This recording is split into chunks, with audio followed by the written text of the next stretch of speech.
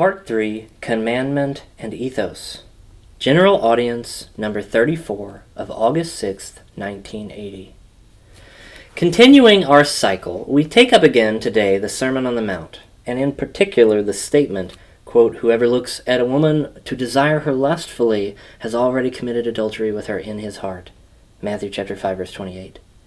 In his dialogue with the Pharisees, Jesus, appealing to the beginning, see the earlier analysis from the Theology of the Body, Audience number 1, paragraph 2, through Audience number 2, paragraph 1, said the following words about the certificate of divorce. "Because of the hardness of your heart, Moses allowed you to divorce your wives, but from the beginning it was not so." Matthew chapter 19, verse 8.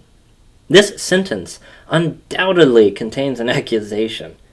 Quote, "The hardness of heart indicates that which, according to the ethos of the people of the Old Testament, had given rise to the situation contrary to the original design of God Yahweh according to Genesis chapter 2, verse 24.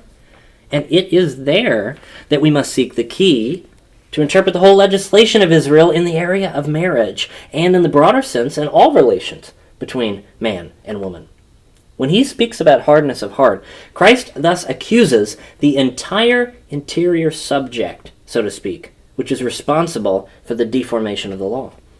In the Sermon on the Mount, Matthew chapter 5, verses 27 to 28, he also appeals to the heart. But the words spoken here do not seem to be only words of accusation. We must reflect on them once again, setting them as far as possible into their historical dimension. The analysis carried out so far, which aimed at bringing the man of concupiscence into focus in the very moment of his coming to be, in the first point, as it were, of his history interwoven with theology, was an extensive and mainly anthropological introduction to the work that must still be undertaken. The next stage of our analyses will have to be for an ethical character.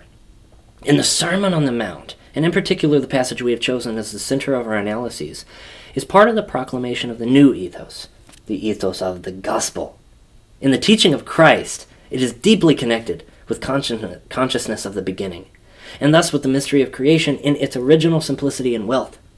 And at the same time, the ethos that Christ proclaims in the Sermon on the Mount is realistically addressed to historical man, who has become the man of concupiscence. The threefold concupiscence is in fact the heritage of all humanity, and the human heart really participates in it.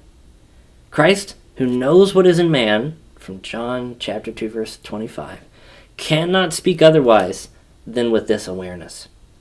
From this point of view, what predominates in the words of Matthew chapter 5, verse 27 to 28 is not accusation, but judgment, a realistic judgment about the human heart, a judgment that has, on the one hand, an anthropological foundation, and on the other hand, a directly ethical character. For the ethos of the gospel, it is a constitutive judgment. In the Sermon on the Mount, Christ turns directly to human beings who belong to a definite society. The teacher, too, belongs to that society, to that people. In the words of Christ, one must, for this reason, look for a reference to the facts, the situations, and the institutions with which he was familiar in everyday life. We must analyze these references, at least in a summary way, so that the ethical meaning of the words of Matthew chapter 5, verse 27 to 28 comes out more clearly. Yet, with these words, Christ turns in an indirect but real way to every historical man, taking historical above all in its theological function. This human being is precisely the man of concupiscence, whose mystery and heart is known to Christ, for he himself knew what was in every man. See John chapter 2, verse 25.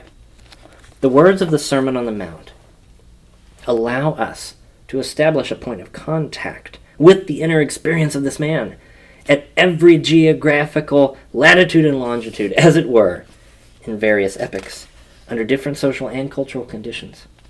The man of our time feels himself called by name in this statement of Christ, no less than the man of that time, whom the teacher addressed directly. In this resides the universality of the gospel, which is not at all a generalization. It is perhaps precisely in this statement of Christ, the one we are analyzing here, that this point can be shown in a particularly clear way.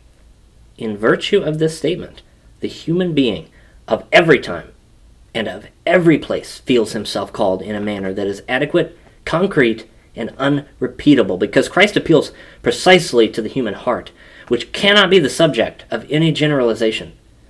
With the category of heart, everyone is identified in a singular manner, even more than by name.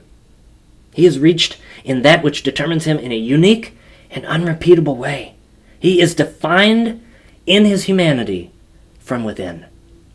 The image of the man of concupiscence concerns above all his innermost being, Matthew chapter 15, verses 19 through 20.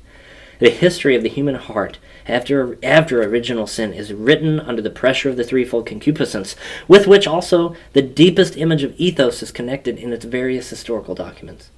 At any rate, that innermost being is also the strength that is decisive for external human behavior, as well as for the form of the many structures and institutions on the level of social life. If we deduce the content of ethos in its various historical formulations from these structures and institutions, we always encounter this innermost aspect proper to man's inner image. This image is, in fact, the most essential component. The words of Christ in the Sermon on the Mount, and especially those of Matthew chapter 5, verse 27 to 28, indicate this fact unmistakably. No study on human ethos can pass by this fact with indifference. In our next reflections, we will therefore try to analyze in a more detailed way Christ's statement. You have heard that it was said, you shall not commit adultery, but I say to you, whoever looks at a woman to desire her has already committed adultery with her in his heart, or has already made her an adulteress in his heart. In order to understand this text better, we will first analyze its single parts, with the goal of reaching afterwards a deeper overall view. We will take into account not only the listeners of that time, who heard the Sermon on the Mount with their own ears, but also, as far as possible, the listeners of today, the human beings of our time.